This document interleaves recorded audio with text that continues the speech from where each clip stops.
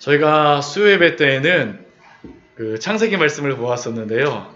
오늘 제가 욥기 말씀을 준비했습니다. 전에 지난주에도 한번 말씀드렸었는데 오늘 공교롭게도 창세기 본문 말씀이 오늘 새벽 말씀하고 똑같아요. 오늘 수요일 본문하고 사실은 이게 정확하게 일치하면서 이렇게까지 맞을지는 몰랐어요. 너무 똑같아갖고 오늘 새벽에 전하였던 말씀 조금 더 이제 길게 은혜롭게 더 전할 수는 있지만 그래도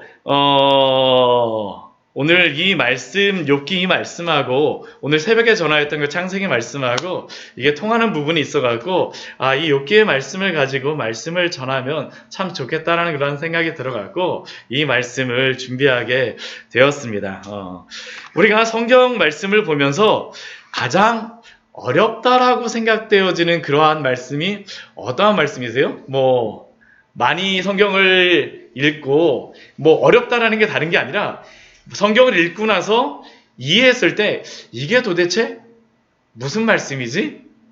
모든 말씀이 그럴 수도 있습니다. 그렇죠? 모든 말씀이 그럴 수도 있지만 그래도 우리가 어렵다라고 여겨지는 그러한 말씀, 목회자들에게 대부분 질문을 하게 되면 설교하기 가장 어려운 부분이 어떤 말씀이세요? 그렇게 질문을 하면 욥기 그리고 전도서 아가서 말씀을 보통 말씀을 하세요.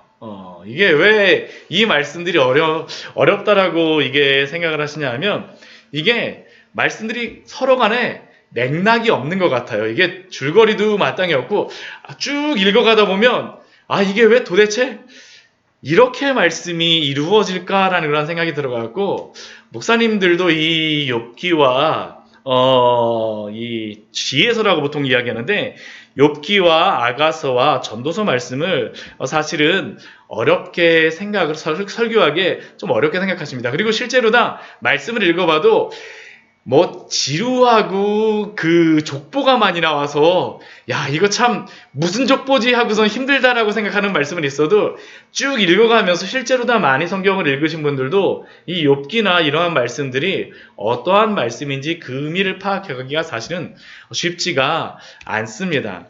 이 말씀들 욥기, 잠언, 전도서, 아가서, 시편을 보통 무엇이라고 이야기하냐 하면 지혜서라고 이야기합니다. 지혜서.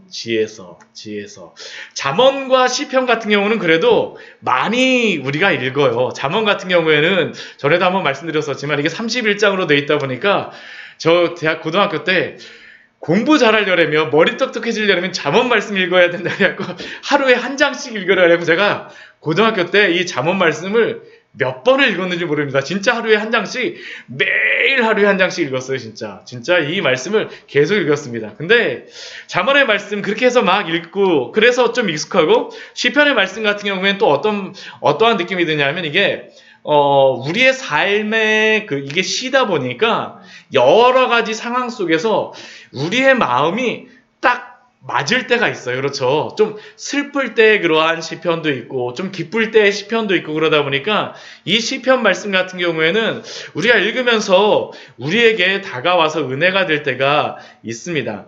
그런데 이 욥기나 전도나 아가서 말씀 같은 경우에는 이게 사실은 쉽지 않아요. 그래서 교회에서 이 욥기나 전도서나 아가서의 말씀을 설교로 다 그렇게 듣기가 쉽지 않으셨을 거예요. 네. 대예배 때 이 말씀 혹시 들어보신 적 있으신가요? 네, 거의 아마 없으실 거예요. 거의 없으실 겁니다.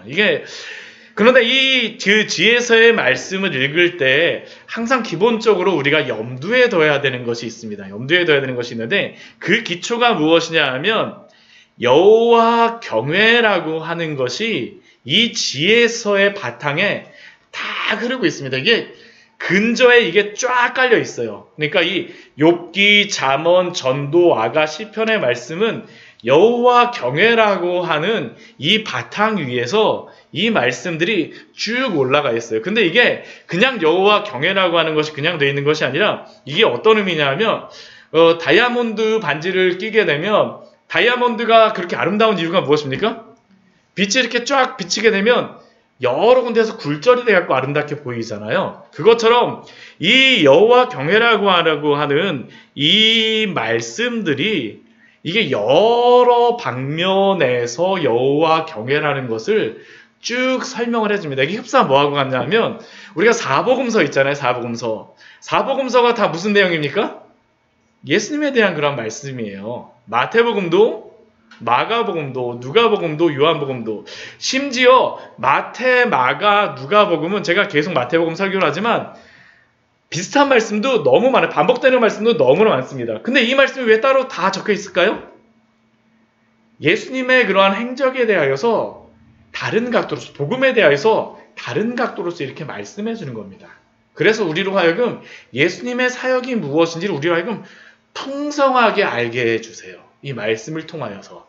이 지혜서가 바로 그렇습니다. 이 지혜서가 여호와 경외라고 하는 이 뜻 자체가 뭐냐 하면 경외라는 그 의미가 어려운 게 아니고요. 두려워한다는 의미입니다. 두려워하다는 뜻이 경외의 야레라고 하는 그러한 단어인데 이게 두려워한다는 의미입니다. 여호와를 두려워하는 것. 근데 이게 단순히 그냥 두려워하는 것이 아니라 이 안에는 어떠한 마음이 있냐면 여호와를 존경함으로 말미암아서 두려워하는 것이에요.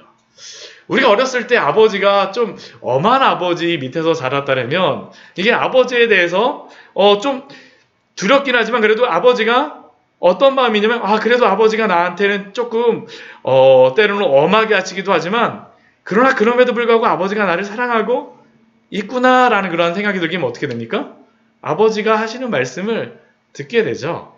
그리고 존경하게 됩니다. 한편에서는 두려운 마음도 있지만 또 한편에서는 존경하는 마음이 있는 겁니다.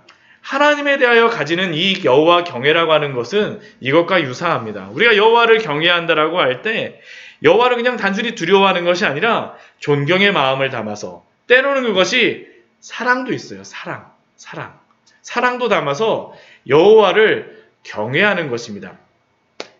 그런데 이 여호와 경외를 왜 이렇게 여러 가지로 성경에서 말하고 있느냐? 이게 다른 게 아니고요. 이게 우리의 삶의 정황이 굉장히 복잡하기 때문입니다. 굉장히 복잡하기 때문이에요. 이 욥기 같은 경우에는 무엇을 말씀해 주시냐면 고난과 환난을 당하였을 때에 그러한 때에도 여호와 하나님을 경외하면서 살아갈 수 있는가라는 게 이 욥기를 통하여서 우리에게 주시고자 하는 그러한 의미입니다. 그러니까 여러 가지 환난과 고난 가운데에서도 여호와를 경외할 수 있는가라는 게 바로 욥기에서 우리에게 알려주고자 하는 진리예요. 잠언 같은 경우는 무엇입니까? 잠언은 우리가 보통 무슨 말씀이라고 합니까? 지혜라고 이야기하지 않습니까? 지혜. 근데 이 지혜라고 하는 것도 이게 어떤 의미가 있냐면 그냥 단순히 똑똑하다고 여호와를 경외하는 것은 아닙니다. 우리가 지혜롭다라고 하고 우리가 이 세상에서 똑똑하다라고 해서 여호와를 경외하는 것이 아니죠. 여호와를 지혜로운 사람들이 정말 지혜로운 사람들이 여호와를 경외한다라는 것이 무슨 의미인가라는 게 바로 이 잠언을 통해서 우리에게 알려주시고자 하는 것이에요. 지혜롭게 여호와를 경외하는 것이 무엇인가? 전도서는 어떤 의미냐면 전도서는 시작서부터 딱 보게 되면 헛되고 헛되니 모든 것이 헛되도 돼갖고 끝도 그냥 완전히 헛되는 것으로 다 막 끝나요. 근데 이 전도서를 통해서 여호와 경외가 가장 마지막에 보면 나옵니다. 여기엔 다 여호와 경외가 다 나와요, 단어가. 근데 이 전도서 말씀에서는 우리에게 알려주고자 하는 것이 무엇이냐면 이렇게 헛되고 헛된 세상 속에서 여호와를 경외하고 살아간다는 것이 나한테 도대체 무슨 의미가 있는가? 이 헛된 세상 속에서 여호와를 경외하면서 살아가는 것이 무슨 의미인가라는 게 바로 이 전도서를 통해서 우리에게 알려주시고자 하는 그러한 말씀의 의미입니다. 아가서는 어떤 의미일까요? 아가서에서는 그런데 이게 재미있는 게 뭐냐면 아가서에서는 여호와 경외라는 것이 나오지를 않아요. 새벽 예배 때 장로님하고 권사님이 그 아가서 말씀 새벽 예배 하시는 것을 듣고선 저에게 출석하기 시작하셨어요. 근데 이 아가서 말씀에서는 여호와 경외라는 것이 나오지를 않습니다. 근데 왜 이 아가서도 이 여호와 경외라고 하는 것이 중요할까요? 다른 것이 아닙니다. 이 아가서 말씀에 보면 어떤 게 나오냐면 술람미 여인과 솔로몬의 사랑이 나와요. 근데 이 술람미 여인과 그 솔로몬의 사랑을 통하여서 이 솔로몬의 사랑은 하나님의 사랑입니다. 여호와의 사랑, 그리스도의 사랑을 의미하는 것입니다. 근데 그 솔로몬의 사랑을 통해서 우리가 여호와를 경외하며 살아간다는 것은 그 근본 기저에는, 그 밑에는 우리가 하나님을 사랑하여서 우리가 여호와를 경외하는 것이 아니라 하나님이 우리를 사랑하시고 붙잡아 주심으로 우리가 여호와를 경외하며 살아간다라는 것을 알려줍니다. 그리고 우리가 여호와를 경외한다라는 것이 다른 것이 아니라 하나님을 사랑하면서 공경하는 것, 두려워하는 것이 바로 여호와 경외라는 것을 아가서 말씀에서는 우리에게 알려줍니다. 이게 제가 이렇게 말씀드리니까 굉장히 뜬구름 잡는 것 같죠? 이게 무슨 이야기인가? 이게 뭐 이것도 여호와 경외 같고 저것도 여호와 경외 같고 다 그런 것 같은데, 근데 이게 말씀을 보게 되면 이게 서로 간에 정말 틀려요. 이게 삶의 여러 가지 정황 속에서 어떻게 여호와를 경외하며 살아갈 것인가? 이게 왜 중요하냐 하면, 제가 말씀을 계속하면서도 요즘에 창세기 말씀 계속 우리가 나누지 않습니까? 근데 그 창세기 말씀에 보게 되면 아브라함과 이삭과 야곱이 어때요? 여러 가지 삶에서 고난도 만나고 환난도 있고 때로는 기쁜 점들도 있습니다. 근데 그러한 것들을 만날 때마다 우리가 알아야 될 것은 무엇이냐면, 그러한 모든 상황 속에서 아브라함과 이삭과 야곱이 하나님에 대한 그 믿음을 잃지 않고 여호와를 경외하며 살아가는 것이 바로 그 창세기 말씀을 통해서 이 믿음의 사람들을 통해서 우리에게 알려주시는 것입니다. 그러니까 그게 이 여호와 경외라는 거 하는 것이 그냥 단순히 지식적으로만 이렇다는 게 아니라 우리의 삶 속에서 진짜 살아가는데 이 여호와를 경외함으로 살아가는 것이 어떠한 의미가 있는지가 굉장히 중요해져요. 굉장히 중요해집니다. 오늘은 이 욥기에 대해서 같이 나누려고 하는데요.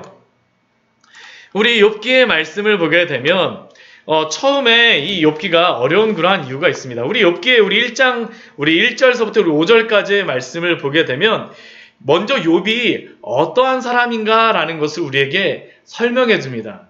욥은 어떤 사람입니까? 우리가 1절서부터 5절까지의 말씀을 보게 되면 대단한 사람이에요. 대단한 신앙의 사람입니다. 우리 먼저 1절 말씀 보면 그의 성품에 대해서 나옵니다.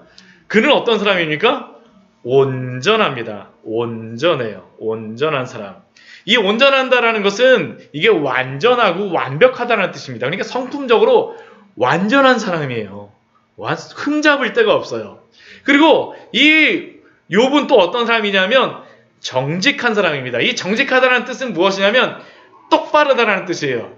그러니까 이 사람은 굽은 길로 가질 않아요. 올바르다라고 하면 어떻게 하는 겁니까? 항상 그 길로 다 쭉 따라가는 것입니다. 쭉 따라가는 것이에요. 온전하면서도 올바른 길로 쭉 따라서 가는 것. 그러니까 법 없이도 살 사람이 누구입니까? 욥이에요, 욥. 그리고 이 욥은 어떠한 사람이냐면 단순히 온전하고 정직한 게 아닙니다. 이 사람이 온전하고 정직한 그러한 베이스가 무엇입니까? 하나님을 경외하는 그 신앙에서 살아간다는 것이에요. 욥이 온전하고 정직하게 행할 수 있는 근본 이유는 바로 여호와를 경외하기 때문에 하나님 앞에서 살아가는 그 성품으로 드러나는 게 바로 온전하고 정직합니다. 그러니까 이 욥은 어떤 사람입니까? 악에서 떠난 사람이에요. 악에서 떠난 사람입니다.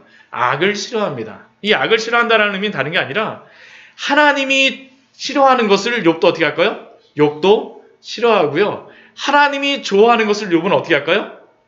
좋아하는 것입니다. 이 악에서 떠났다라는 것은 바로 이러한 것입니다. 단순히 그냥 악에서 떠났다는 게 아니라 하나님이 좋아하는 것을 같이 좋아하고 하나님이 싫어하는 것을 같이 싫어하는 것입니다. 여호와가 기준인 삶이 바로 이 삶을 살아가는 사람이 바로 이 욥입니다. 근데 욥은 이 정도만 아니라 욥뿐만 아니에요. 욥은 어떠한 사람이냐면 또 자식도 많아요. 자식도 많아요. 오늘 그 야곱도 볼 때 자식이 많아서 축복받았다라고 이야기했었는데 아들이 몇 명입니까? 7이에요. 딸이 몇 명입니까? 셋입니다. 10명의 자녀를 두었습니다. 그러니까 이게 자녀가 많다라는 것은 고대 사회에서는 굉장히 축복받은 사람입니다. 그러니까 자녀도 많은 사람, 성품도 흠잡을 때 같고요. 자녀도 많아요. 또 3절을 보면 어떻습니까? 욥은 부자예요. 부자입니다. 이게 어느 정도 부자가 아닙니다. 소유물이 양이 7,000마리입니다. 양이 7,000마리. 양이 7,000마리면 한 어느 정도죠, 이게? 예? 대단한 거죠, 그렇죠? 낙타가 3,000마리입니다. 우리 그 창세기 우리 그 21장 말씀에서 아브라함이 종을 보낼 때 낙타 몇 마리 보냅니까? 10마리 보내잖아요. 10마리 보낸 것만으로도 라반이 막 뛰어와요. 왜냐하면 낙타가 굉장히 비싼 동물이거든요. 부자들만이 소유하는 그러한 것인데 이 낙타 10마리 가지고서 오니까 우와 하고서 막 라반이 막 뛰어가는 겁니다. 근데 지금 욥은 낙타가 몇 마리입니까? 3,000마리예요. 3,000마리. 이게 보통 부자가 아닙니다. 이게 진짜 부자예요. 진짜. 소가 몇 마리입니까? 500결이. 500결이면 이게 같이 쌍으로 나는 걸 이게 결이라고 하나요? 그러니까 이게 엄청난 거죠. 암나귀가 몇 마리입니까? 500마리. 나귀가 500마리 정도니까 종도 엄청나게 많습니다. 이 사람은 동방 사람 중에 가장 훌륭한 자인데 이 훌륭한 자가 어떤 의미냐면 크다라는 의미입니다. 크다.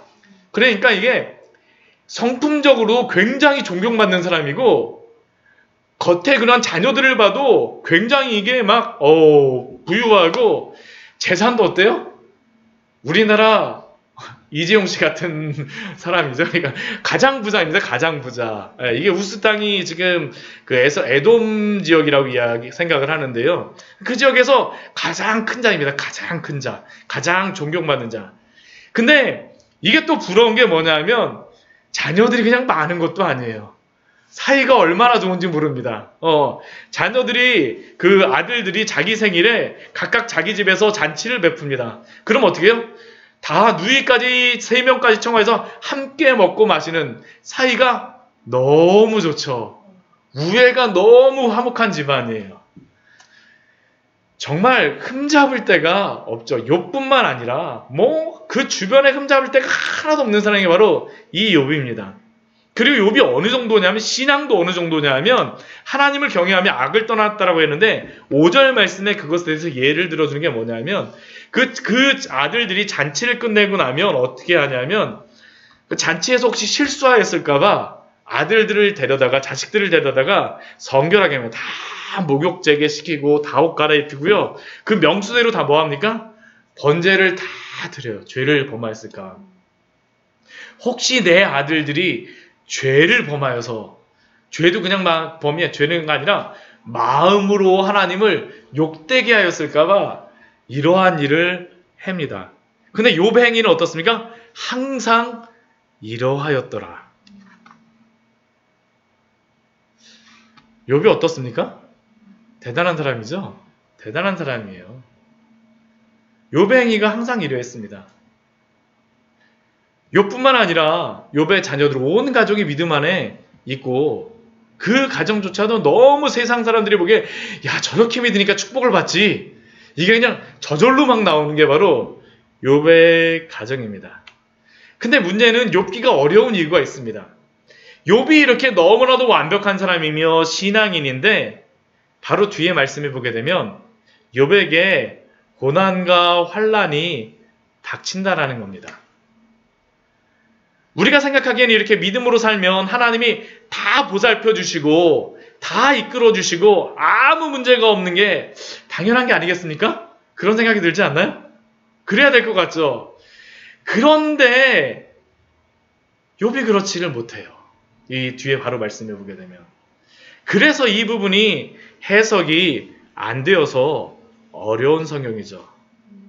우리가 예수님을 잘 믿고 신앙생활을 잘하면 하나님이 이 땅에서도 축복하여 주신다는 것이 보통 우리가 생각하는 그러한 신앙의 모습이며 그러한 생각인데 근데 거기서 벗어난 사람이 바로 욥의 인생이기 때문입니다. 근데 곰곰이 한번 생각해 보십시오. 우리가 살아가는데 예수님 믿는다라고 해서 모든 사람이 다 욥과 같습니까? 아니에요.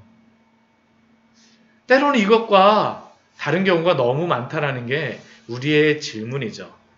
사실은 이 욥기를 보면서 이게 뒤에 해석이 안 되는 그러한 이유 중에 하나가 뭐냐면 이렇게 믿으면 복을 받고 축복을 받는다라고 생각했는데 이게 그대로 이루어지지 않는다라는 게 문제입니다.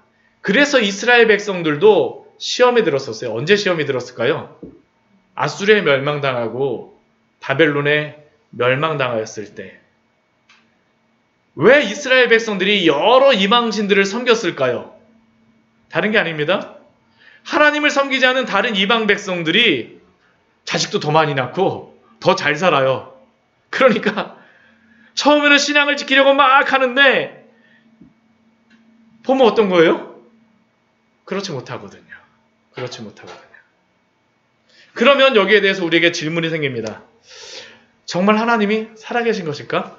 이러한 질문이 우리의 마음속에 생기죠. 근데 이 질문까지는 안 간다 할지라도 또 다른 질문이 생깁니다. 하나님이 살아계시다면 하나님은 정말로 정의로운 하나님인가? 왜냐하면 악인들도 복을 받고 있고 축복을 받는다라고 생각이 되어지기 때문에. 근데 하나님이 정의로운 하나님이라면 또 이렇게 질문하는 겁니다. 하나님이 전지하시지 않는 걸까? 왜냐하면 잘 모르시기 때문에 하나님 그 사람에게 복을 주시나 보다. 그렇지 않으면 또 이렇게 생각합니다. 하나님이 전지하시긴 하지만 전능하시지 않는 것은 아닐까? 왜냐하면 하나님을 잘 믿는 사람들에게 축복하고 잘 믿지 않는 사람들에게 하나님이 벌을 주셔야 되는데 그렇지 않기 때문이죠. 그런데 여기에 대해서 답을 주는 것이 바로 이 욥기입니다. 이거를 우리에게 알려주시기 위해서 이 욥기의 말씀을 주세요. 이러한 상황 속에서도 여호와를 경외하며 살아간다라는 것이 무엇인가라는 것을 알려주는 말씀이 욥기입니다. 그래서 욥기가 어려워요.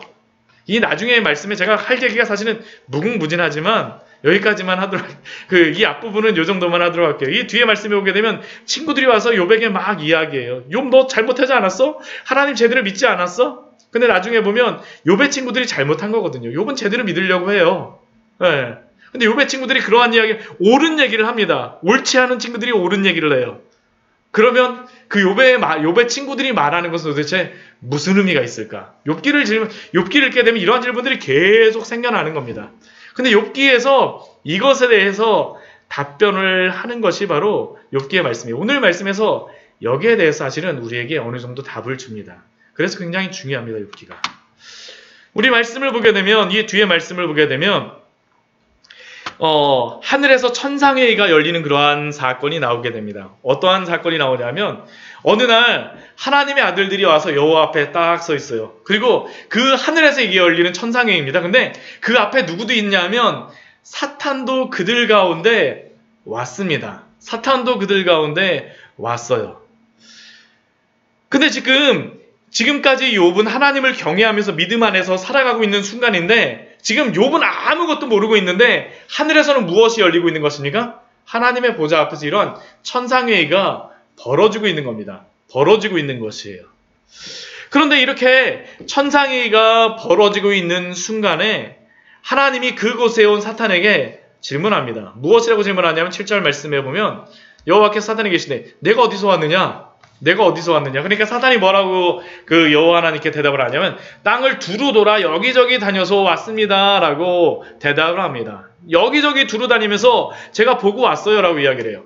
근데 그때 여호와 하나님께서 말씀하시는 것이 무엇이냐면 너가 그렇게 두루 다니며 돌아왔다는데 내가 내 종 욥을 주위에서 보았느냐? 그와 같이 온전하고 정직하며 하나님을 경외하며 악에서 떠난 자는 세상에서 없느니라. 누가 인정해 주세요? 하나님 인정해 주세요. 하나님 인정해 주는 그러한 믿음의 사람입니다. 하나님이 이렇게 칭찬해 주세요. 하나님의 이런 칭찬 받으신 우리 귀한 성도님들 되시기를 축원합니다. 하나님께 이런 칭찬을 들으면 얼마나 좋겠어요. 그렇죠? 얼마나 좋겠어요. 얼마나 좋겠습니까? 그런데 하나님이 이렇게 칭찬을 해주시는데 사탄이 한마디 딱 해요. 뭐라고 한마디를 하냐면 9절 말씀에서 욥이 어찌 까닭없이 하나님을 경외하겠습니까? 그런데 이 질문이 바로 욥기를 관통하는 너무나도 중요한 질문입니다. 너무나도 중요한 질문. 이 질문이 사실은 제일 중요한 질문이에요. 이 질문을 이해하느냐 못하느냐에 따라서 욥기를 이해하느냐 못하느냐가 정해져요. 왜냐하면 이 욥이 지금 질문하는 것이 다른 것이 아닙니다. 이 사탄이 욥이 어찌 까닭없이 하나님을 경외하리이까라고 사탄이 질문하는 것이 무슨 의미일까요? 10절 말씀에 보면 그 의미에 대해서 이렇게 사탄이 설명합니다. 주께서 그와 그의 집과 그의 모든 소유물을 울타리로 두르심이 아니니까. 주께서 그의 손으로 하는 바를 복되게 하사 그의 소유물이 땅에 넘치게 하셨음이니이다. 이게 무슨 의미인지 이해가 되세요? 왜 지금 욥이 하나님을 경외하냐 하면 까닭이 있기 때문에 욥이 하나님을 경외하는 것입니다. 왜 욥이 경외하냐면 하나님께서 집에도 축복을 주시고 소유물에도 축복을 주시고 그의 울타리를 쫙 둘러주셔서 보호하여 주셨기 때문입니다. 어떠한 사람이라도 이렇게 복되게 한다면 누가 하나님을 경외하지 않는 사람이 누가 있겠습니까? 이러한 이유 때문에 하나님을 경외하는 것입니다. 하나님이 축복하셨기 때문에 그 축복이 되어서 하나님을 경외하는 것입니다라고 사탄이 욥을 참소하는 것이 바로 욥의 그러한 말씀입니다. 그래서 그가 하나님께 제안하는 것이 있어요. 이러니까요, 하나님, 제가 제안을 하나 할게요. 뭐라고 하냐면 하나님이 이렇게 주셨으니까 축복을 하셨는데 만약 지금이라도 주의 손을 펴셔서 그의 모든 소유물을 치소서. 그리하시면 틀림없이 주를 향하여 욕하지 않겠나이까. 이 이야기는 다른 것이 아닙니다. 지금까지 욥을 보호하시려고 하나님이 두르셨던 그 모든 울타리들을 다 걷어가 버리십시오. 그러면 욥은 하나님을 경외하지 않을 것입니다. 이게 바로 욥기에서 벌어지는 그러한 일입니다. 이것이 바로 사탄이 욥에게 이제 행하는 것이죠. 그러면 이 이후에 벌어지는 사건이 무엇이겠습니까? 욥에게 있던 그러한 소유물들, 울타리들을 하나하나 제거합니다. 우리 1장 우리 말씀에 보면 그래서 무엇이 나오냐면 우리 뒤에 보게 되면 욥에게 갑자기 이런 일들이 벌어져요. 뭐냐 하면 욥의 사원이 와서 갑자기 말하는 게 뭐냐면 소와 나귀가 풀을 먹고 있는데 스바 사람이 와서 그 모든 소와 나귀들을 다 빼앗아 갔어요. 그렇게 말합니다. 또 그 다음에 이 이야기를 하고 있는 동안에 또 누가 왔냐면 한 사람이 와서 하나님의 불이 하늘에서 떨어져 갖고 양과 종들을 다 살라버렸습니다. 양과 소 3,000마리, 7,000마리 다 없어졌어요. 그 소하고 나귀도 500마리씩 다 없어졌습니다. 또 어떻습니까? 갈대아 사람들이 갑자기 와갖고 낙타들을 다 가져갔습니다. 우리 17절 말씀에 이렇게 이야기하죠. 낙타 3,000마리 다 사라졌습니다. 근데 이 말을 할 때 마지막에 하는 것이 무엇입니까? 큰 바람이 와서 당신의 아들들과 자녀들을 다 죽였습니다. 이게 바로 욥에게 있었던 일입니다. 그리고 2장 말씀에 가서 보게 되면 어떤 일이 벌어지냐면 욥의 건강조차도 다 빼앗아가요. 욥의 모든 존경하였던 그러한 모든 존경과 명예가 다 사라지는 것입니다. 즉 욥을 둘러쌌던 모든 울타리가 하룻밤 사이에 다 사라지게 됩니다. 그렇다면 욥기에서 우리에게 질문하는 것이 무엇일까요?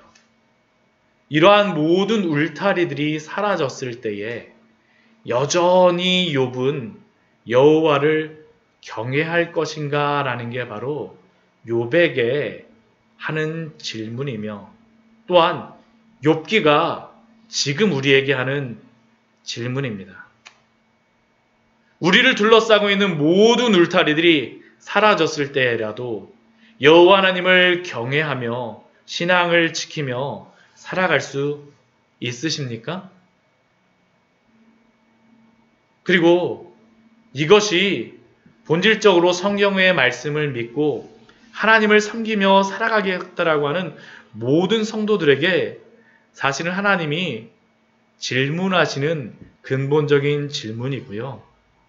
이 길을 따라가는 것이 믿음의 길을 걸어갔던 그러한 길입니다.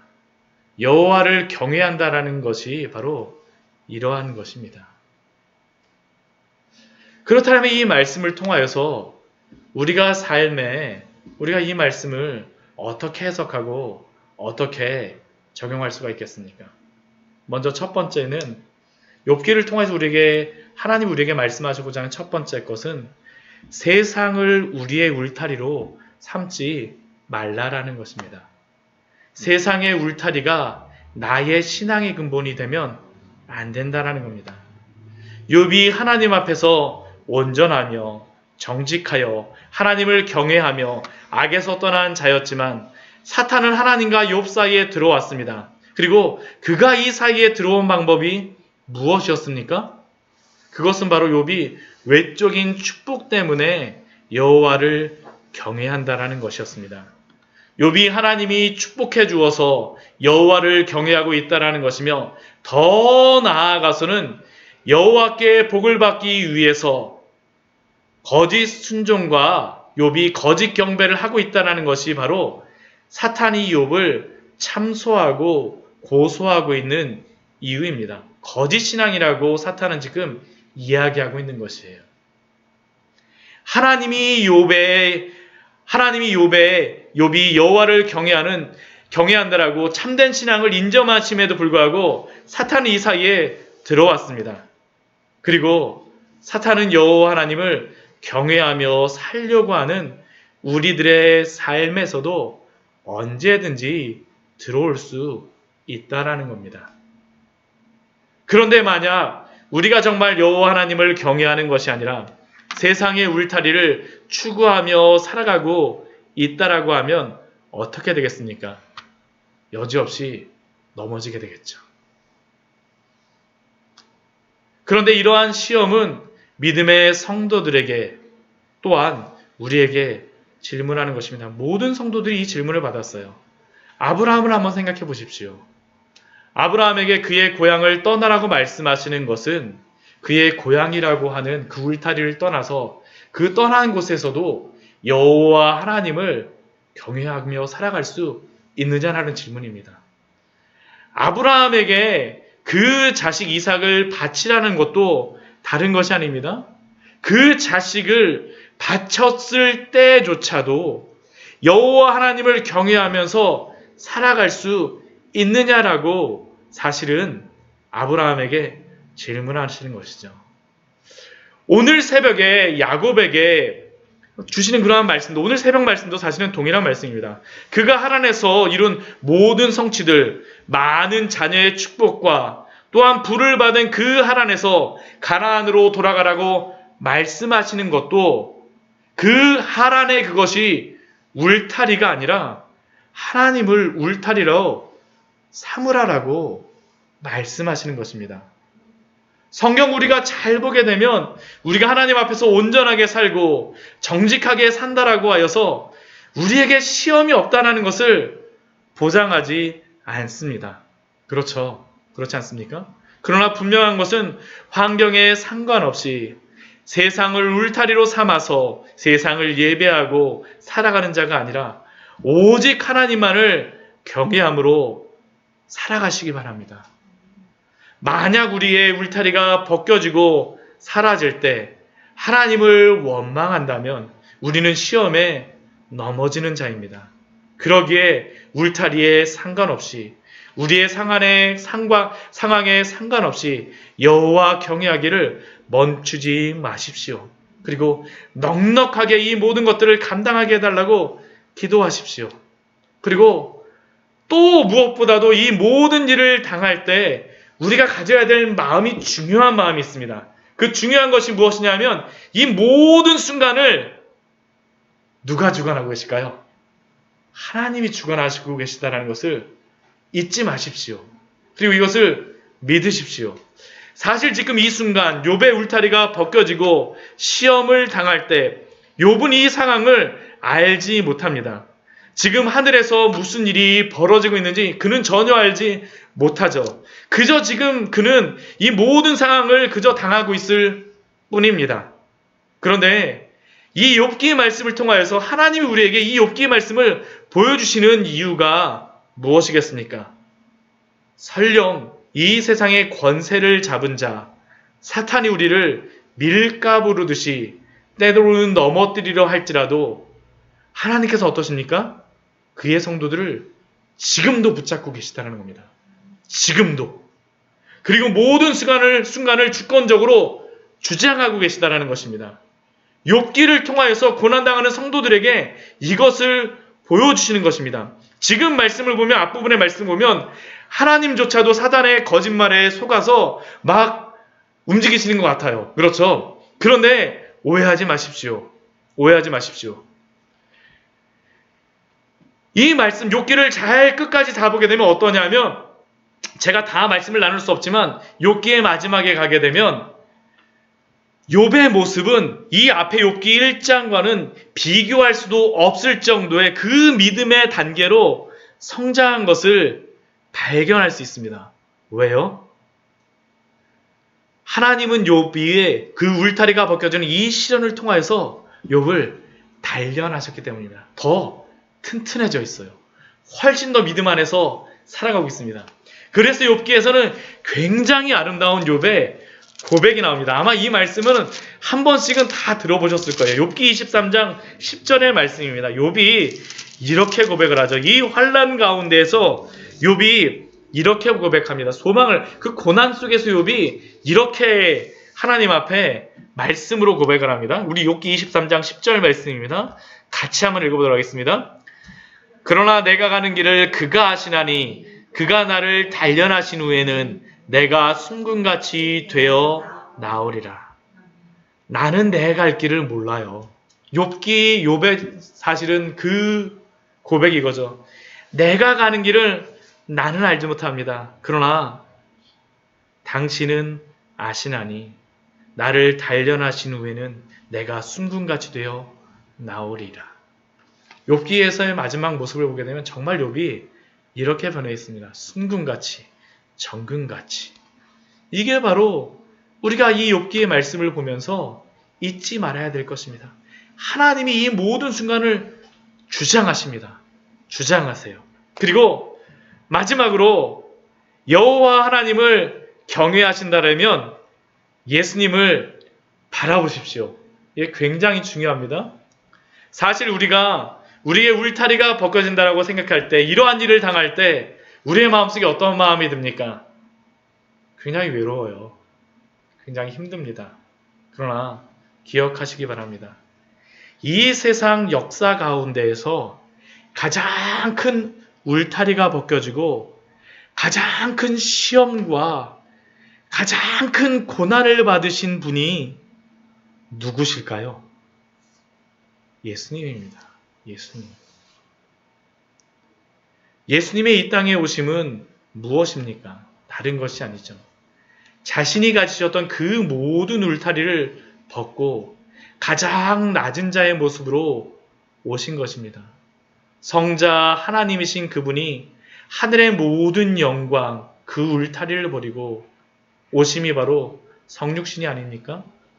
또한 그분께서 이 땅에 오셔서 그 누구도 태어나고 싶어하지 아니하는 그 마국간 구유에서 태어나시고 평생을 몫으로 살아가시다가 결국은 십자가에서 자신의 마지막 울타리였던 생명까지 다 내어주시지 않으셨습니까? 하나님께서 욥기의 말씀을 주시면서 사탄에게 이렇게 이야기하죠. 그의 그 1장 12절 말씀에 보게 되면 다만 그의 몸에는 내 손을 대지 말지니라. 그런데 예수님 어떻게 하셨습니까? 그 생명까지 다 내어주셨어요. 마태복음 27장 35절 말씀은 이렇게 말씀하죠. 그들이 예수를 십자가에 못 박은 후에 그 옷을 제비 뽑아 나누고, 이 세상은 예수님을 가렸던 그 마지막 속옷 한 자락까지 다 벗겨 버렸습니다. 사랑하는 성도 여러분, 그렇게 여호와를 경외하며 살아갈 때에 힘들고 어렵다라고 여겨질 때에 예수 그리스도를 바라보십시오. 우리의 참된 소망이 바로 예수 그리스도께 있지 않습니까? 우리의 참된 소망이 되어 주신 분. 히브리서 12장 1절 2절 말씀, 제가 설교 때마다 많이 읽는 그러한 말씀입니다. 근데 히브리서 11장 1절과 2절 말씀 보고 우리 말씀을 마치도록 하겠습니다. 히브리서 12장 1절과 2절의 말씀입니다. 우리의 앞에 예수 그리스도뿐만 아니라 우리의 앞에 믿음으로 살아갔던 그러한 믿음의 사람들에 대하여서 이렇게 히브리서 기자는 고백을 합니다. 우리에게도 이렇게 살라고 고백을 합니다. 우리 같이 한번 히브리서 12장 1절 2절 같이 읽겠습니다. 이러므로 우리에게 구름같이 둘러싼 허다한 증인이 있으니 모든 무거운 것과 얽매이기 쉬운 죄를 벗어버리고 인내로써 우리 앞에 당한 경주를 하며 믿음의 주요 또 온전케 하시는 이인 예수를 바라보자. 그는 그 앞에 있는 기쁨을 위하여 십자가를 참으사 부끄러움을 개의치 아니하시더니 하나님 보좌 우편에 앉으셨느니라. 모든 믿음의 경주를 하는 사람들은 믿음의 주요 온전하게 하시는 이인 예수를 바라보라고 권면하고 있습니다. 사랑하는 성도 여러분, 우리가 믿음의 경주를 할 때 예수 그리스도를 바라보십시오. 또한 하나님이 우리를 붙잡아 주십니다.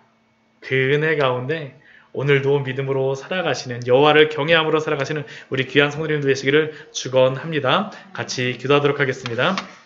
우리 같이 기도할 때에요,